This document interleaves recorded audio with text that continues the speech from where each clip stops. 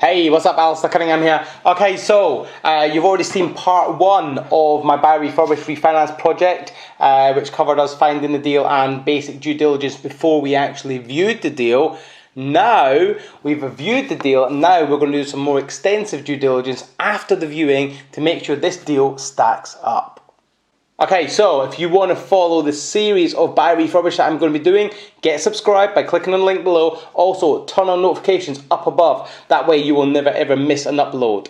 I'm going to be documenting the whole journey from the very start all the way to the very end. Hopefully when I hand the keys to a letting agent and we start moving some tenants in this property. Now, I actually don't know if I'm going to buy it yet, but if I do, that's how far it will go. So the first video was basically due diligence before we actually view the property. So it's desktop due diligence. Due diligence you do before you leave the house and before you actually waste time going to a property that just might not even stack up. So we've decided that the property's in, it's a great location. It would work as a single let or a HMO with the basic DD we've done. If you missed that video, there'll be a link in the description. Go and watch it and then come back to this one. But we know from our part one, basic DD, it works. Everything's good. Okay, so we have actually viewed the property now, and we've done a full assessment on the property with regards to the viewing of it. Got good photographs. I've taken some video footage for my build team, but because this property's got a little bit of refurbishment required and also it's got some structural issues, I've actually arranged for my builder to come down and view it again with me. So we'll be able to watch some of that footage in a minute. But this video is all about extensive due diligence. To make sure now we've viewed it, we're going to now have to speak to our builder, find out if we can get this structural issue sorted out and it'd be cost effective. We need to find out if this is a deal or not, because it might not be a deal. The structural issues could put a stop to this. So what we're going to do, we're going to crack on, we're going to find out if it works properly as a single let. Let's call up some agents. Also, we need to work out if it's a potentially good HMO in the area. So we're going to call some agents for a single let HMO. Let's crack on, do some due diligence. I'll show you exactly how I do it. So the first place I'm going to go to is Google.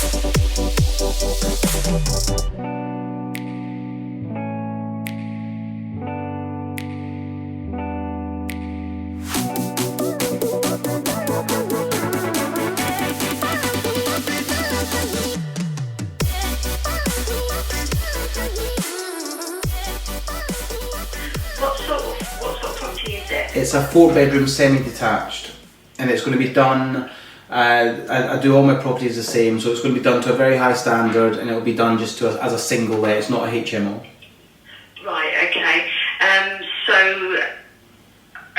you have other properties in the area? Not in Bedford, no. I've lived in Bedfordshire for years, but all my properties are in Birmingham, Wolverhampton, Walsall, neck of the woods, so this is the first one I've got in Bedford.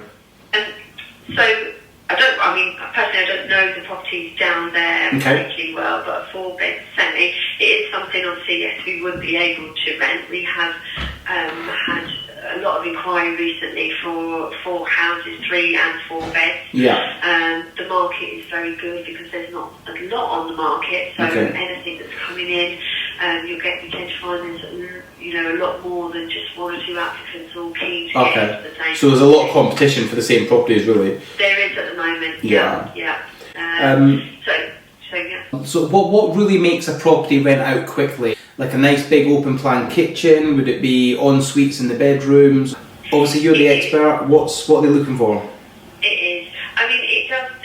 Obviously, it does depend on which sort of market you want to go for. If you want to get something that's going to let quite quickly, you're not necessarily, people aren't going to be overly interested in, not that they're not interested in, say, en suites and stuff like that, but we're finding that that's not a be all and end all, if you know what I mean.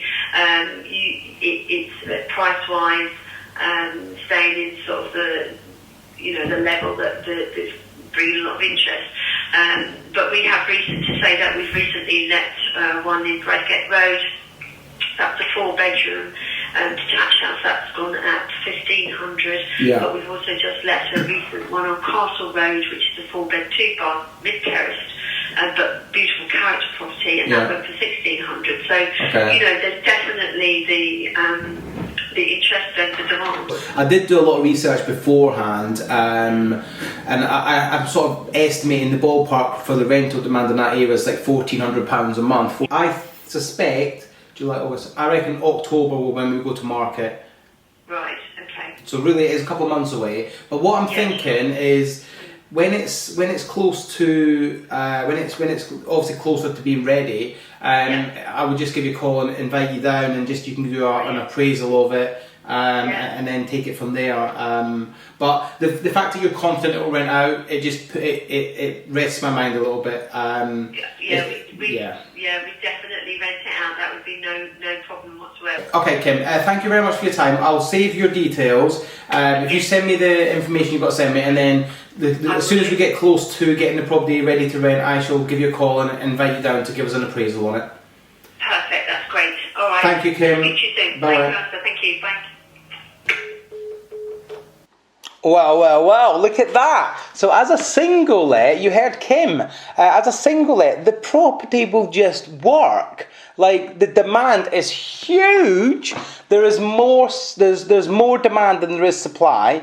Properties go on the market, they're snapped up like that. There's more than one person always applying for the properties. There's like 3, 4, 5 people. The average rent is going to be between £1,400 and £1,600. She told us they had that 3-bed terrace that went for 16, and the 4-bed semi that went for £1,450, I think it was. But my point being is it's around where we thought, £1,400 to £1,600 depending on condition. She also mentioned that things like en suites and that are not actually that important in this area. However, I do like en suites. It adds to the property. So I think en suites will be the way we go if we decide to buy it. But I'm really confident on the single let market there. Kim was very confident that it would rent out very, very quickly and there'd be multiple people. So I'm confident about that.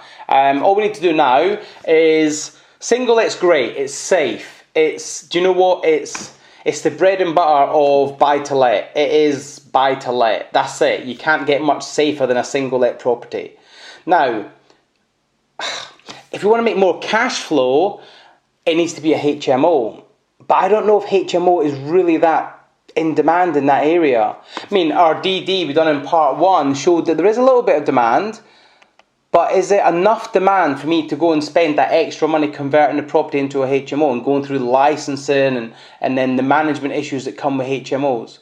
HMOs are a far harder strategy, but if I can get it so I'm not managing it, and there's a manager in the area who will do it for me, and they're pretty confident, we need to weigh that up. We need to decide single let HMO. I'll tell you what, the easiest way, let's just find a HMO manager. Let's just find out who they are, find out what they do, call them up and see what they think to this property in this area, and let's see what rents out. Guys, let's just jump on the screen, let's find a HMO manager. Right, okay, so how do we go about finding a HMO manager? Now, as with everything, start with Google.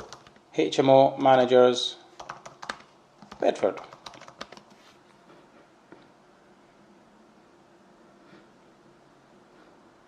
Okay, there's one there called Open House. Let's have a look. No problem. Okay, we'll try them. Okay, so look, it looks like there's quite a few independent HMO manager companies in the area. Good thing it's a local number, so it's not some national number, so you are actually dealing with them. Let's look at the About Us page. Okay, so they serve Bedfordshire, Northamptonshire, so that's good. They obviously do service accommodation as well, because look, book a stay, so that's good. Okay, let's call them up.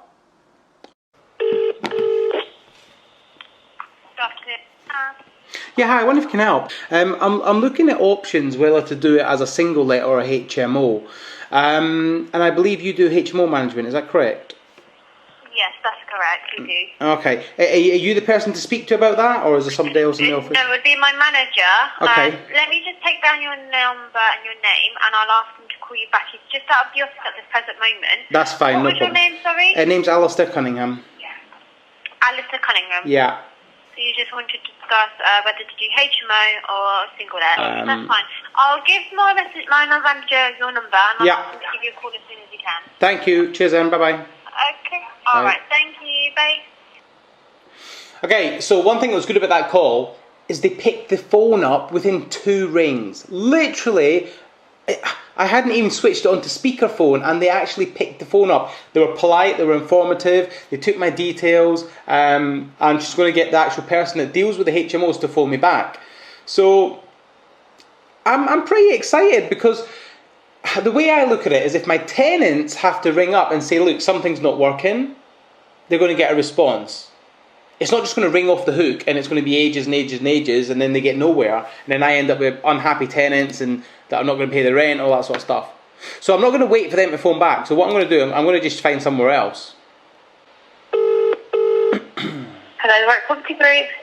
Yeah, I mean, with HMOs in Bedford, what sort of standards in terms of property and spec do you have on your property? And they're all done to a very high standard. So it'll be fully refurbed top to bottom. It'll obviously be compliant and licensed because it's going to be a minimum 5 bedroom.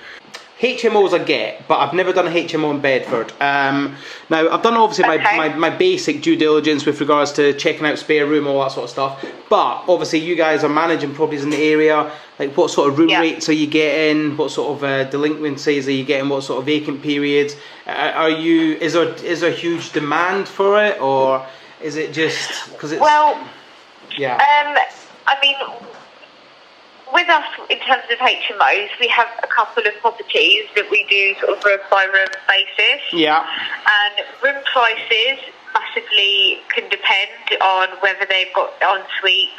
It depends on the location. Okay, so let's just assume this property will have 5 bedrooms and it'll be 5 en suites, and they'll all be double bedrooms. And the property it's in Goldenton in Bedford, so it's just outside the centre and it's within walking distance to the university. So if you were to go for the student market, it's very easy accessible to the university. Well, I would never put in students, especially if you're going to have a nice house. Really? Okay.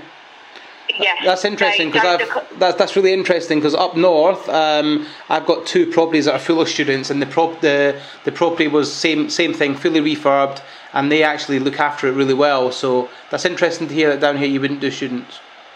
No.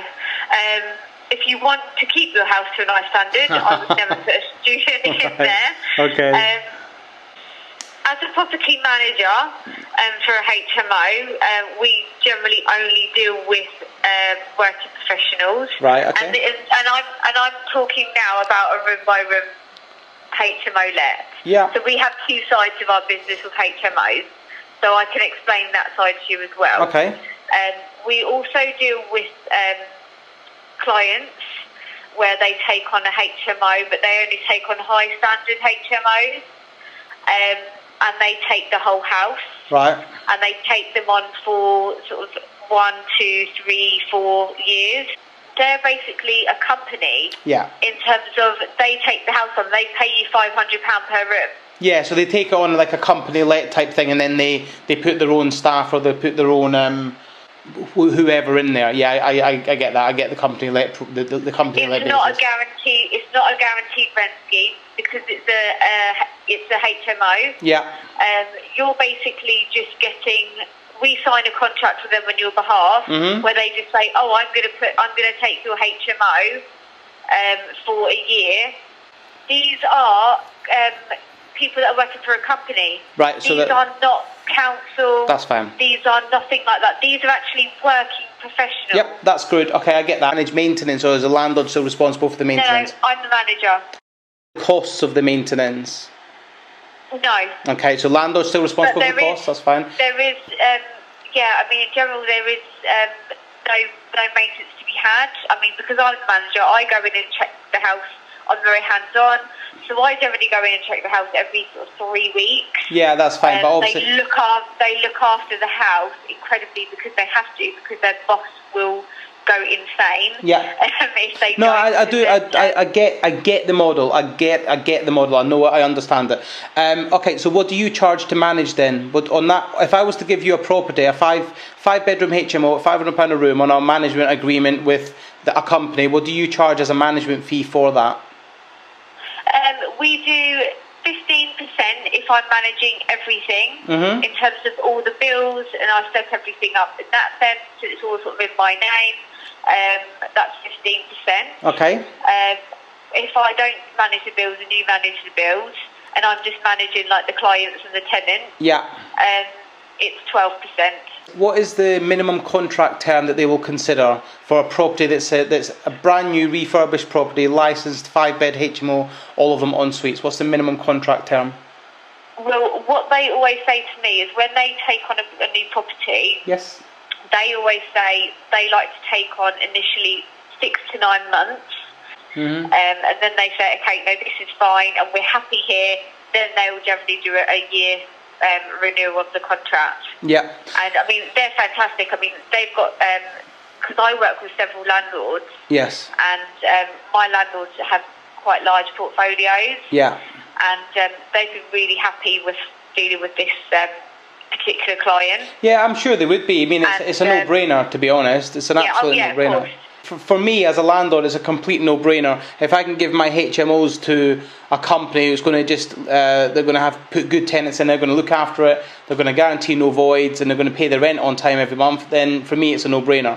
I would love to come in. I'd love to see the property. Yeah. And then we can literally get things signed up in terms of the management contract. Yeah. And then what I'll do is I'll get my clients in the property because they like to see it, and then literally I'll get them in. Yeah, that's great. They'll literally just go, yeah, done. It's the area that they like. They like sort of around the town centre. Yeah. 5 bedrooms is fine, and then we'll just get it all signed and done. And the sort of rate of £500 per room, that's achievable. That's not pie in the sky, is it? That's my client's budget. If you have any questions or anything, you want to go through anything before or during your refurb, by all means, please give me a call. Great, no problem. Very helpful. I look forward to working with you. Lovely, me too. Bye-bye. Take care, bye-bye.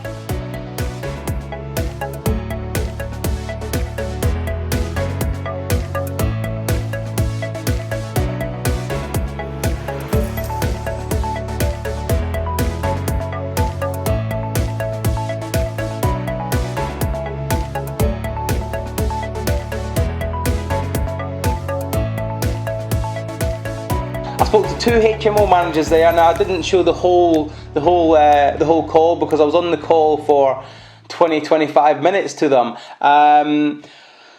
Wow! So Natalie has got a company who rents HMOs, but they rent the whole house. They're not interested in room by room. They want the house, and they pay a maximum of £500 per room per month because that's their budget. Now they're a large employer in the area, so they're housing their employees. And they look after it. And Natalie can manage it. And she can manage the maintenance and manage all the day-to-day running of the property. It means I don't have to. Do you know what? It's put a spanner in the works. It's put a massive, massive spanner in the works. With regards to, look, single let, let's just say £1,500 a month. We'll have our costs to come off of that. So we need to run the numbers. But I would imagine... by the time we refinance the property, the mortgages are going to be about £500-600 a month. We need to run the exact numbers. We're not there yet, but we're going to be left with. I think with a single let, I think we'd be left with about 600, maybe 650 per month profit, which is good. Especially if I can buy it, add value to it by fixing it and getting all the planning approved, and then refinancing it and pulling all my money out. That's a good deal. Or we can go HMO. The mortgage will be still the same, maybe a little bit higher because the interest rate might be a little bit higher, but it's not going to be much higher. The cost will be a little bit higher because I'll be responsible for the gas, the electric, the water, the Wi-Fi, management of the property of 12%, as Natalie said. But the income's £2,500 a month if we do it as a 5-bed HMO, or £3,000 a month if we can get a 6th bedroom in there. There's a lot more money to be had as a HMO. Plus, Article 4 coming in November this year. So if we can get this property done, I mean, we're July at the minute, if we can get this property done and built, ready as a HMO, and get a first tenant in there before November, we'll be fine for a HMO.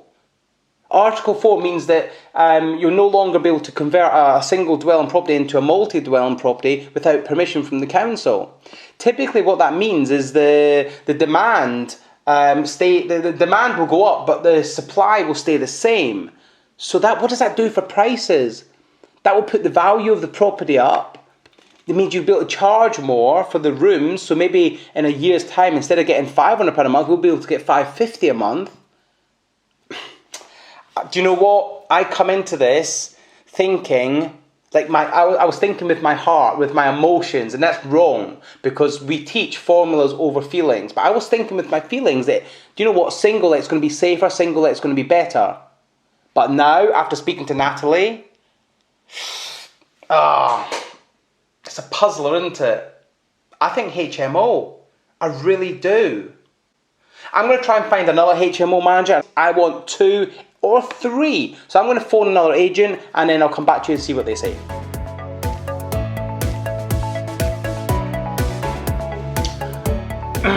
Okay, so what we're thinking. Single let good, £1,400-1,500 a month, easy. All day long, easy. Very easy, very vanilla, straightforward, not going to have many issues at all. I could self-manage myself and not have many problems at all. So, yeah, it is what it is. HMO, if Natalie takes the property on, £500 per room per month, that's £2,500 if we do 5 and £3,000 if we do it 6. And I think as the other HMO manager mentioned, like 500, 550 is very achievable in the area, and there's a lack of good quality HMOs. So I think I'm kind of edging towards HMO. Like single let's easy, yeah, it's good, easy, safe. HMO, we stand to make a lot more profit monthly on cash flow. It's more probable that the property valuation will go higher because of Article 4 plus Article 4. So that means there's going to be fewer HMOs getting thrown on the market in the coming years. So the room prices will go high. So I've got to be decisive here. Remember, formulas, not feelings. Okay, so what do we need to do now? I'm good with the fact that either way, if I go single let or HMO, I'm good. There's a market for it. I'm very comfortable that the property will let out and it will let out for good money. So I'm happy with that, okay? So at the minute, I would say I'm 70% HMO, 20-30% single let. The deciding factors will be we need to speak to the council, find out if there's any other restrictions we need to be aware of before we start doing any conversion work, and if they've got anything going on that would prevent us running it as a HMO. We need to get our builder down. Dave's coming down. My builder Dave's coming down to view the property with me. We're going to do a second viewing on it, so he's going to come and view it with me, check these structural issues, also check floor plan layouts, all that sort of stuff, to make sure that we could potentially get a 5 or 6 bedroom in there. I've also got another builder called Regev coming up to look at it as well. I always get at least 2 build quotes always, and compare them both. So I've got 2 builders coming up to view the property with me and to give me a walkthrough of what they think it will cost to refurb.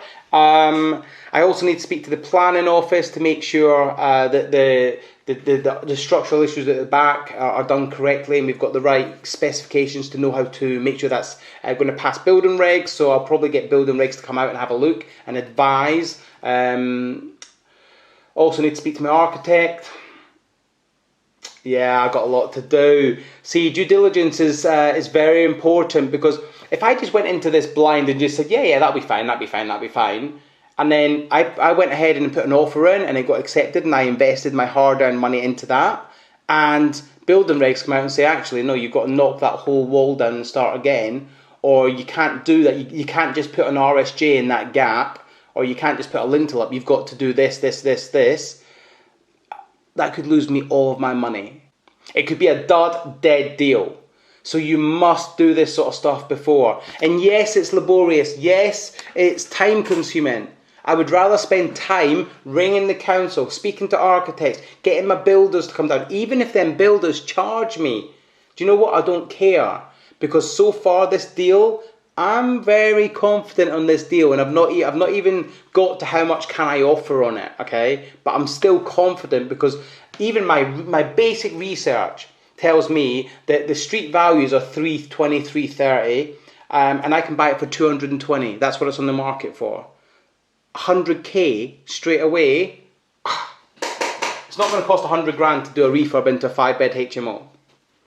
So I'm going to crack on. I'm going to speak to my architect. I'm going to get my builders down, and we're going to view the property with my builders and get their opinion on it. I'm going to call the local Bedford local authority to speak to the HMO department and also the planning or building regs team and see if they can potentially come out and have a look at it with me. And I'm going to speak to my finance guy and find out how I can go about financing it. So stay watching. There's some interesting stuff coming, and yeah, keep watching. Make sure you're subscribed, because if you're not subscribed, you're not going to see these. And also make sure you turn on notifications. Listen, you've got to follow this. Buy, refurbish, refinance is so hot. It's the best strategy. Love it, love it, love it. Guys, see you next time.